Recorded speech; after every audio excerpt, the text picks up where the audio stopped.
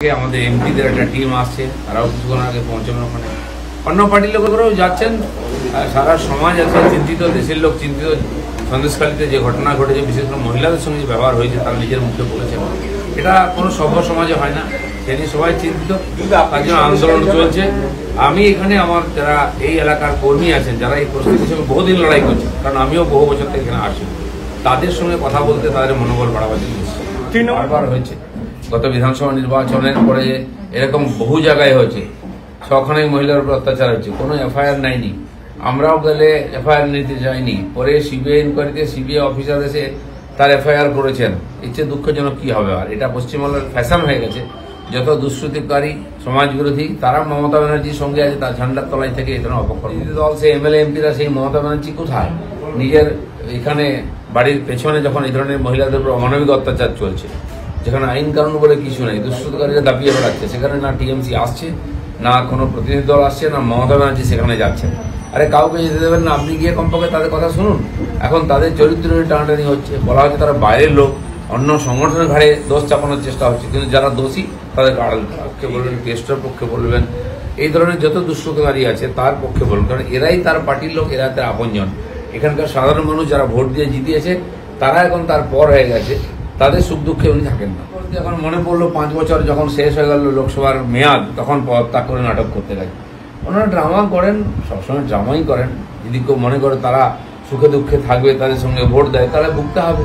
আজকে যে দেবাদেবীদের নিয়ে কথাবার্তা চলছে, আলোচনা হচ্ছে, তাদের জীবনযাত্রা, তাদের ব্যবহার, তাদের কথাবার্তা, যখন আগুন জ্বলছে, আরে কমপক্ষে যদি সামান্যতম মানবিকতা থাকতো, একবার তো এদের কথা বলতে পারতেন, আসতে পারতেন। কোথায় কোথায় সব জায়গায় যান, ত্রিপুরায় গিয়ে নাচানাচি করেন, এখানে একটু আসুন।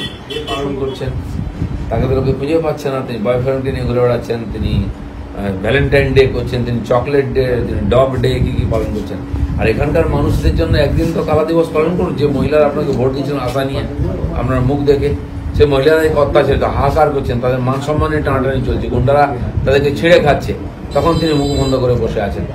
এদের বিরুদ্ধে এফআইআর করা উচিত।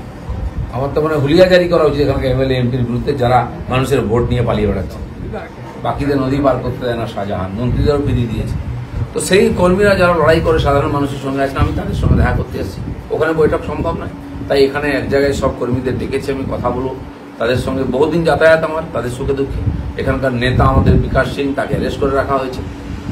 আমার সঙ্গে একজন নেতা এসেছেন বিকাশ মোদী, বর্ধমান থেকে, যিনি আমাদের ট্রাইবাল মোর্চার প্রেসিডেন্ট ছিলেন, ঝাড়গ্রামে এমপি ক্যান্ডিডেট ছিলেন, তিনিও এসেছেন এখানে। এখানে এই এলাকায় বহু আদিবাসী সমাজের লোক আছেন, আর তারা খুব শান্তিপ্রিয়, শান্ত। তারা তাদের গরিবী, অশিক্ষার সুযোগ নিয়ে তারা বহু বছর শোষিত হচ্ছেন।